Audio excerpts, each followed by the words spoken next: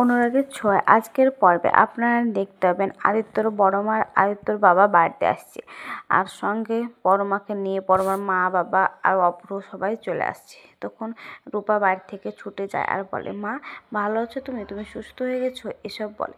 তখন বড় মাকে বাড়িতে ঢোকাতে গেলে আদিত্যর বড় মা বলে, ওখানেই দাঁড় করাও। তখন রূপা এসে বলে আদিত্যর বড় মাকে, কেন ও বাড়িতে ঢুকবে না, ওকে ওখানে দাঁড় করাচ্ছিস কেন? তখন রূপাকে ওর বড় মা বলে, হ্যাঁ ঢুকবে, কিন্তু আজকেও বরণ করে ঢুকবে। তখন রূপা হাসে আর বলে, হ্যাঁ ঠিক বলেছ। তখন আদিত্যর মাকে আদিত্যর বড় মা বলে, তুমি যাও বরণডালা সেজে আনো। তখন বলে, ঠিক আছে দিদি আমি যাচ্ছি, বলে বরণডালা সেজে নিয়ে আসে। অন্যদিকে সঞ্চারী বলে, যা বাবা পরমাটা বেঁচে গেল, আমার সব খেলা শেষ হয়ে গেল, আমি কিছুই তো দেখতে পেলাম না। তখন ওর কাকিমণি ওকে বরণ করে ঘরের ভিতরে ঢুকে নিয়ে আসে, আর ওখানে এসে দাঁড়ায়। ঠিক তখনই পিছু পিছু সেখানে সুদীপা আসে, আর সুদীপা আসলে ওর বড় মা বলে, মেয়ে শোনো, তুমি বড় মাকে বাঁচিয়েছো এটা ঠিক, কিন্তু ওই লোকটা কিসের জন্য এবার এসেছিলো তোমার যে? তখন বলে যে, হ্যাঁ ঠিকই বলেছো। সঞ্চারী বলছে যে, হ্যাঁ ঠিকই বলেছো বড় মা, ও একা কিন্তু এই প্রাপ্য না যে ও পরমাকে বাঁচিয়েছে বলে একা যে ওই ক্রেডিট পাবে তা না, ওর কলেজের প্রফেসরও কিন্তু ওকে বাঁচিয়েছে, ওরা দুজনে মিলে। তখন বলে, মানে? তো হ্যাঁ, ও এসে ওদের দুজনকে নিয়ে পরমাকে নিয়ে চলে গেল, আমি এটাই দেখলাম চুপচাপ, এসব বলে। তখন আদিত্যর বাবা বলে যে, মেয়ে তুমি ওই বাইরেকার ছেলেটাকে তুমি বাড়ির ভিতরে নিয়ে এসেছো? তখন সুদীপা বলে, আমি কি করতাম ওই মুহূর্তে, আমার তো কিছু করার ছিল না।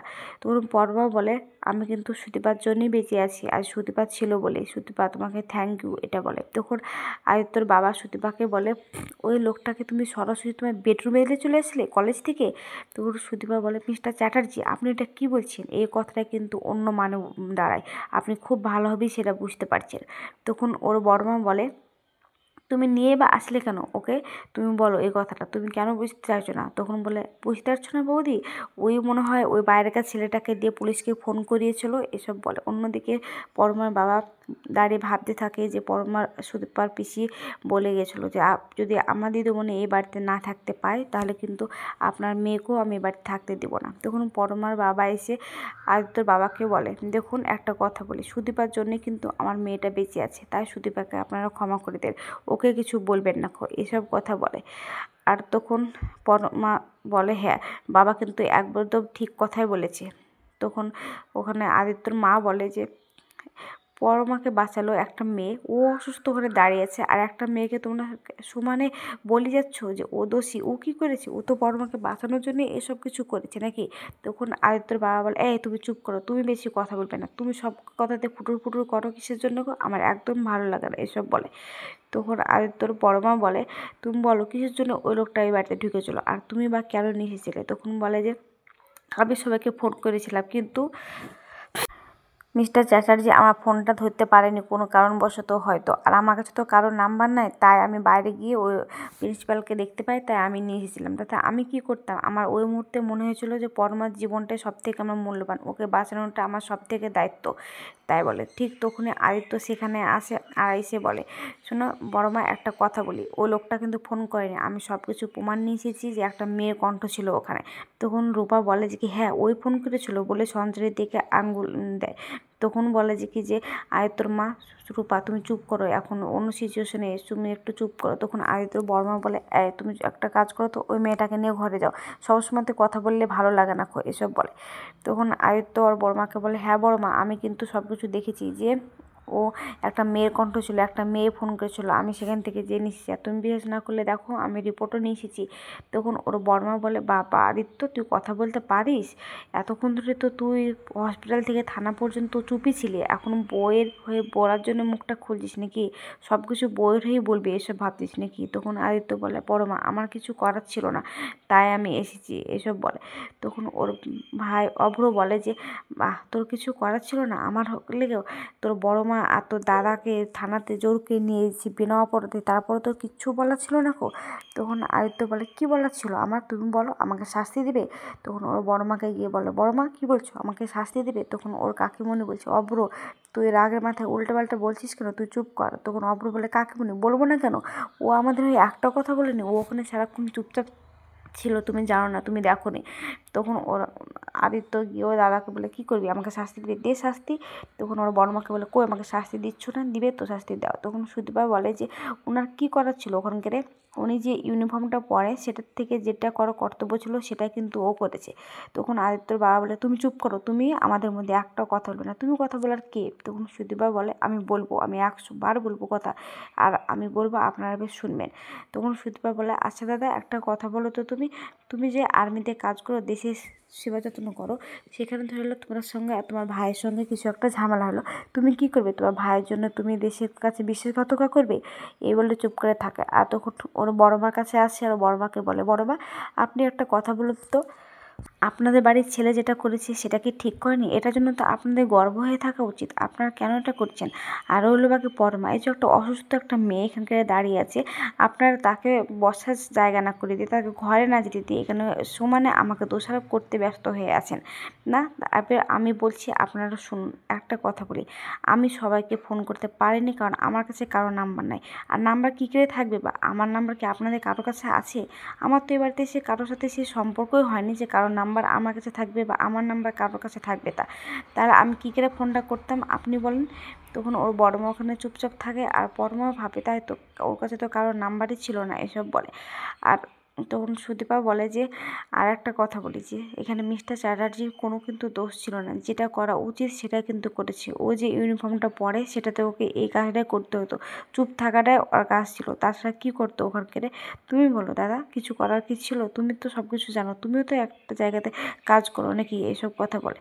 তখন বলে আর যদি শাস্তি দেওয়ারই থাকে তাহলে আমাকে শাস্তি দাও, যত অন্যায় আমি করেছি দেন শাস্তি, কেন দিচ্ছেন না, এসব বলে।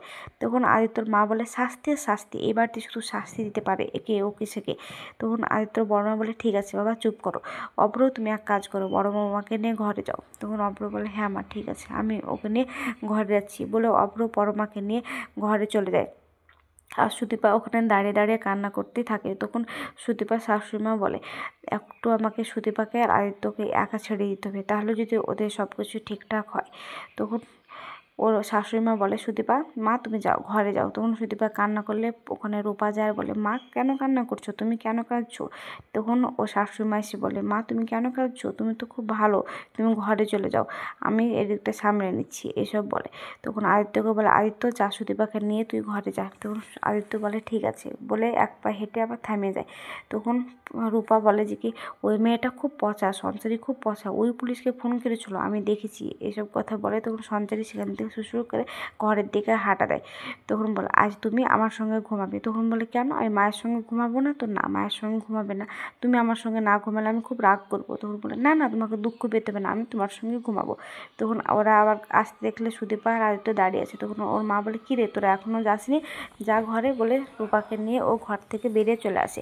অন্যদিকে দেখা যায় যে অভ্র পরমাকে ঘরে নিয়ে যায় আর নিয়ে গিয়ে খাটে বসায়। তখন এক গ্লাস জল দেয়, জলটা খাওয়া হলে বলে একটা কথা বলি পরমা, তুমি এসব কিছু করো না, কোনোদিন তুমি মরার কথা ভেবো না, তুমি যা খুশি তা করো, আমি তোমার সাপোর্টে আছি, আমি তোমার হয়ে কথা বলবো। আজকেও তো দেখলে আদিত্যর হয়ে তোমার সঙ্গে আমি লড়াই করলাম, তাহলে কেন তুমি এরকম করছো।